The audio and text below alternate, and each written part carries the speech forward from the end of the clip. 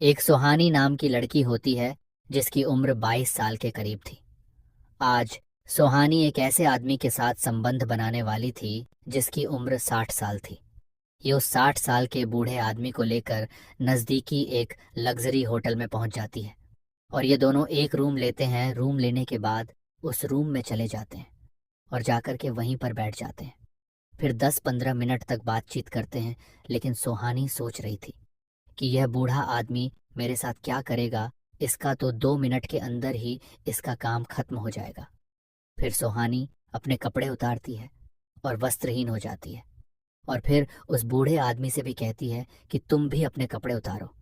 फिर वह 60 साल का बूढ़ा आदमी जब अपने कपड़े उतारता है और पूरा निर्वस्त्र हो जाता है, तब निशा उसके बड़े पाठ को देखती है तो देखते ही डर जाती है।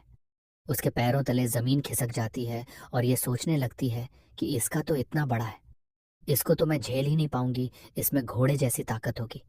आज ये मेरी हालत खराब कर देगा, क्योंकि सुहानी ने पहले कभी इतना बड़ा पाठ किसी का देखा नहीं था। वह उस बूढ़े आदमी से कह रही थी कि मुझे छोड़ दो, मुझे 10,000 नहीं चाहिए, तुम अपने 10,000 अपने पास ही रखो। लेकिन वह बूढ़ा आदमी उसे नहीं छोड़ता है और उसे पकड़ लेता है और उसके साथ छेड़खानी करता है। थोड़ी देर के बाद वहीं पर उसके साथ संबंध बनाने लगता है। वह इतनी जोरदार तरीके से संबंध बनाता है कि सुहानी की हालत पूरी तरह से खराब कर देता है। सुहानी कराह रही थी, चिल्ला रही थी और रहम की भीख मांग रही थी और कह रही थी कि मुझे छोड़ दो, मुझे कोई रुपया पैसा नहीं चाहिए। लेकिन यह आदमी उसे कहाँ छोड़ने वाला था। ये तो 4 घंटे तक उसके साथ लगातार गलत काम करता है और जब थक जाता है तो वहीं पर सो जाता है। अब दोस्तों, उस बूढ़े आदमी को सुहानी की आदत लग चुकी थी।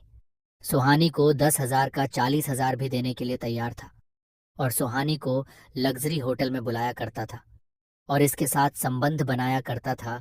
इस तरीके से लगभग 2 महीने का समय गुजर जाता है। लेकिन 2 महीने के बाद सुहानी इस बूढ़े आदमी के साथ एक ऐसा काम करती है जिसे जानने के बाद दोस्तों आप भी हैरान रह जाओगे और ये जानने पर मजबूर हो जाओगे कि आखिर ये हुआ कैसे।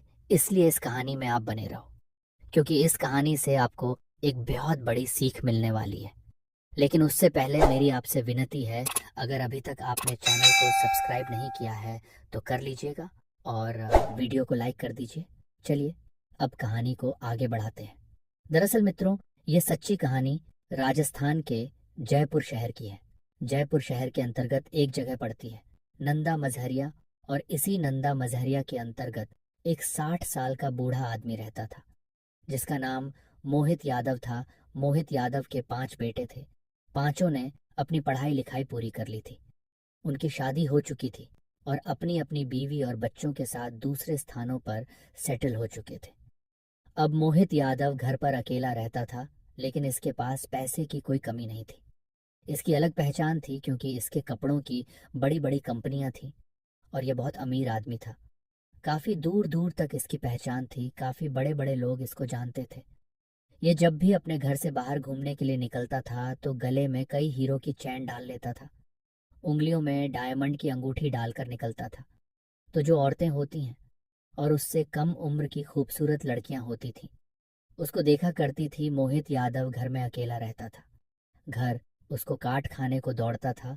उसको अकेलापन महसूस होता था क्योंकि 3 साल पहले ही इसकी बीवी का बीमारी के चलते देहांत हो चुका था। दोस्तों, मोहित यादव कम उम्र की खूबसूरत लड़कियों को पसंद करता था। वह उनको अपने घर पर लेकर आता था या फिर किसी लग्जरी होटल में लेकर जाता था। उनको वह मन मुताबिक रुपए पैसे भी देता था और उनके साथ गलत हरकतें किया करता था। दोस्तों, एक दिन मोहित यादव घर से निकलता है। बाहर घूमने के लिए उसने गले में डायमंड की चैन पहनी हुई थी, उंगलियों में भी डायमंड की अंगूठी पहनी हुई थी। जब वह निकलता है तो आस पड़ोस की औरतें उसे देखकर मुस्कुराती हैं। फिर एक सुहानी नाम की खूबसूरत लड़की होती है। इसकी उम्र 22 साल के करीब थी। ये तुरंत ही मोहित यादव के सामने आकर खड़ी हो जाती है। जब मोहित यादव जी सुहानी को देखते हैं तो देखते ही दंग रह जाते हैं, क्योंकि सुहानी ने एक हल्का सा गाउन पहना हुआ था और एक हल्की सी शर्ट पहनी हुई थी। उन कपड़ों में उसके हल्के हल्के जिस्म देख रहे थे। जब मोहित यादव है उसके जिस्म को देखता है तो उसके ऊपर फिदा हो जाता है। जो सुहानी होती है वह मोहित यादव को देखकर मुस्कुरा रही थी, क्योंकि वह जानती थी कि मोहित यादव बहुत अमीर आदमी है। इसका इस शहर में काफी रुतबा है, काफी ढेर सारा पैसा इसके पास है। मोहित यादव इसको देखने के बाद अपने आप पर कंट्रोल नहीं कर पाता है और सुहानी से कहता है कि मैं तुम्हारे साथ एक रात बिताना चाहता हूँ, तुमसे मिलना चाहता हूँ, तुम अपनी कीमत बता दो, एक रात का तुम कितना लोगी? फिर सुहानी उससे कहती है कि मैं 10,000 एक रात के लूंगी, अगर आपको मंजूर है तो मेरे साथ आप रात बिता सकते हो। फिर मोहित यादव सुहानी से कहता है कि आपके लिए तो मैं 10,000 या 20,000 भी देने के लिए तैयार हूँ। फिर इन दोनों की एक डील पक्की हो जाती है और एक दिन रखा जाता है। जब ये दोनों मिलने वाले थे, फिर सुहानी मोहित यादव को लेकर एक नज़दीकी लग्जरी होटल में पहुंच जाती है। फिर ये दोनों वहां पर कमरा लेते हैं और कमरे के अंदर चले जाते हैं। पहले तो ये 10 मिनट तक बातचीत करते हैं। फिर सुहानी अपने मन में सोचने लगती है कि यह 60 साल का बूढ़ा आदमी मेरे साथ क्या काम करेगा, ये तो 2 मिनट भी नहीं चल पाएगा, 2 मिनट के अंदर ही खत्म हो जाएगा। फिर मैं 10,000 लूंगी और यहाँ से गायब हो जाऊंगी। लेकिन दोस्तों, सुहानी की यह सबसे बड़ी भूल थी कि एक 60 साल का बूढ़ा आदमी कुछ नहीं कर पाएगा, सिर्फ 2 मिनट में खत्म हो जाएगा। फिर सुहानी अपने कपड़े उतरती है और निर्वस्त्र हो जाती है। जब मोहित यादव उसके शरीर को देखता है, उसके खूबसूरत जिस्म को देखता है, तो उस पर मोहित हो जाता, मंत्रमुग्ध हो जाता है और यह सोचने लगता है कि आज तो उसकी जिंदगी का सबसे अच्छा दिन होने वाला है। फिर सुहानी मोहित यादव से भी कहती है कि तुम भी अपने कपड़े उतारो। फिर मोहित यादव अपने कपड़े उतारता है और निर्वस्त्र हो जाता है। फिर सुहानी जब उसके प्राइवेट पार्ट को देखती है तो देखते ही डर जाती है। वह वहीं सहम जाती है, उसके होश उड़ जाते हैं, उसके के पैरों तले जमीन खिसक जाती है और ये सोचने लगती है कि मैंने जो सोचा था ये तो उससे ठीक उल्टा निकला, आज तो ये मेरी हालत खराब कर देगा। सुहानी सोच रही थी कि इतना बड़ा मैंने पहले अपनी लाइफ में कभी नहीं देखा है। ये तो घोड़े के जैसा बड़ा है, घोड़े के जैसे इसकी ताकत होगी, आज ये मेरी जान निकाल देगा। फिर सुहानी मोहित यादव से कहती है कि मुझे 10,000 नहीं चाहिए, आप मुझे छोड़ दीजिए। लेकिन मोहित यादव सुहानी से कहता है कि तुम्हारे और मेरे बीच में एक डील हुई है और इस डील को आज तुमको पूरा करना ही होगा। फिर सुहानी जो है मना करती है, लेकिन ये आदमी उसे छोड़ता नहीं है और उसे पकड़ता है और उसके साथ छेड़खानी करने लगता है और उसके साथ संबद्ध भी बनने लगता है। वह इतनी जोरदार तरीके से गलत काम करता है कि सुहानी की हालत खराब कर देता है। लगभग 4 घंटे तक वह इसके साथ संबद्ध बनाता है और जब हट जाता है तो फिर वहीं पर सो जाता है और सुहानी की उस समय हालत खराब हो जाती है और वह सोचने लगती है कि आज कैसे इंसान से मेरा पला पड़ा है। उसके बाद मोहित यादव उसे पूरे 10,000 देता है, फिर उसको जाने देता है। फिर सुहानी अपने घर चली जाती है और तुरंत अपने बिस्तर पर जाकर लेट जाती है और 2-3 दिन तक अपने बेड से उठती भी नहीं है। मोहित यादव अपने मन में सोचा रहा था कि सुहानी के जैसी लड़की तो मुझे पहली बार मिली है। जो मज़ा सुहानी के साथ आया वह पहले किसी और लड़की के साथ नहीं आया। अब मोहित यादव को सुहानी की आदत हो चुकी थी। फिर 3 दिन के बाद मोहित यादव ने सुहानी को फोन करता है और उससे कहता है आज फिर तुमसे मिलना है। तभी सुहानी बोलती है कि मैं तुमसे अब नहीं मिलूंगी, उस दिन मेरा हालत खराब कर दिया था। तुम्हारी उम्र देख के हमें लगा था कि तुम्हार 2 मिनट में हो जाएगा, लेकिन उस दिन तुम रुकने का नाम ही नहीं ले रहे थे। मेरे साथ तुम लगातार करते जा रहे थे। मेरी हालत उस वक्त खराब कर दी थी। कुछ देर बात करने के बाद मोहित यादव बोलता है कि मैं तुम्हें एक रात का 50,000 दूंगा। दरअसल मोहित यादव के पास लाखों की संपत्ति, लाखों रुपए थे। उसे एक रात का इतना रुपए देने में कोई दिक्कत नहीं हो रही थी। तभी सुहानी सोचती है एक रात में इतना मिल रहा है, एक रात की तो बात है। तो सुहानी बोलती है मोहित यादव से कि ठीक है। उसके बाद वो दोनों एक दिन फिक्स कर देते हैं। उसके बाद उस दिन पे लग्जरी होटल में मिलते हैं। पहले तो ये दोनों 10 मिनट तक बातचीत करते हैं, लेकिन थोड़ी देर के बाद मोहित यादव अपने वस्त्र उतारता है और सुहानी के ऊपर टूट पड़ता है और अगले 2.5 घंटे तक उसे छोड़ता नहीं है।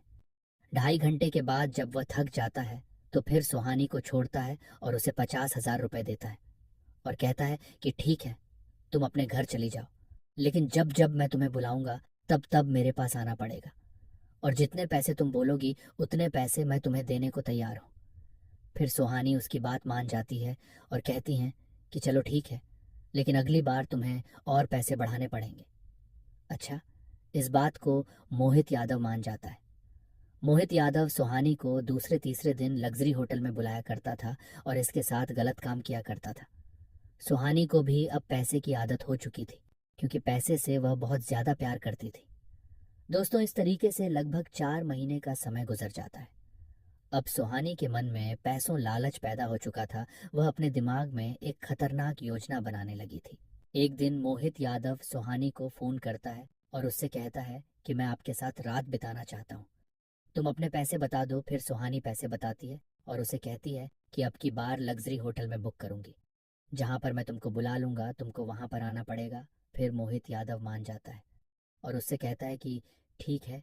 फिर सुहानी एक लग्जरी होटल में चली जाती है, वहां पर कमरा लेती है और कमरे के अंदर जाकर बैठ जाती है और मोहित यादव को फ़ोन करती है कि मैंने कमरा ले लिया है, तुम जल्दी यहाँ पर आ जाओ। फिर 1 घंटे के अंदर अंदर मोहित यादव वहाँ पर पहुँच जाता है। लेकिन मोहित यादव के वहाँ पर पहुँचने से पहले ही सुहानी एक जगह पर अपने मोबाइल का कैमरा सेट कर देती है और वीडियो रिकॉर्डिंग चालू कर देती है। फिर मोहित यादव कमरे के अंदर आता है। फिर थोड़ी देर तक ये दोनों बातें करते हैं। फिर 2 घंटे तक ये दोनों गलत काम करते हैं। फिर मोहित यादव वहाँ से चला जाता है और सुहानी फिर अपना फ़ोन उठाती है और जो उसने वीडियो रिकॉर्ड की थी वह अपने फ़ोन में डाउनलोड कर लेती है।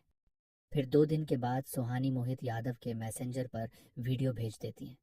फिर मोहित यादव जब ये वीडियो देखता है तो देखते ही दंग रह जाते हैं और उसका दिमाग खराब होने लगता है। सुहानी से कहता है कि ये सब तुमने क्यों किया है, क्या वजह है, तुम क्या चाहती हो। फिर सुहानी उससे कहती है कि इसके बदले मुझे 10 लाख रुपए चाहिए। जब तक तुम मुझे 10 लाख नहीं दोगे तब तक मैं ये वीडियो डिलीट नहीं करूंगी। मोहित यादव तो पैसे वाला था, उसको पैसे की कोई कमी नहीं थी, क्योंकि उसका जो रुतबा, उसकी जो इज्जत थी, वह समाज में खराब ना हो जाए, इसीलिए वह सुहानी की बात मान जाते हैं और उससे कहता है कि ठीक है, मैं तुम्हें 10 लाख रुपए देने के लिए तैयार हूँ, मैं जहाँ बोलूँगा तुम वहाँ पर आ जाना। फिर सुहानी बताए हुए जगह पर पहुँच जाती है, मोहित यादव से 10 लाख रुपए लेती है और वीडियो डिलीट कर देती है।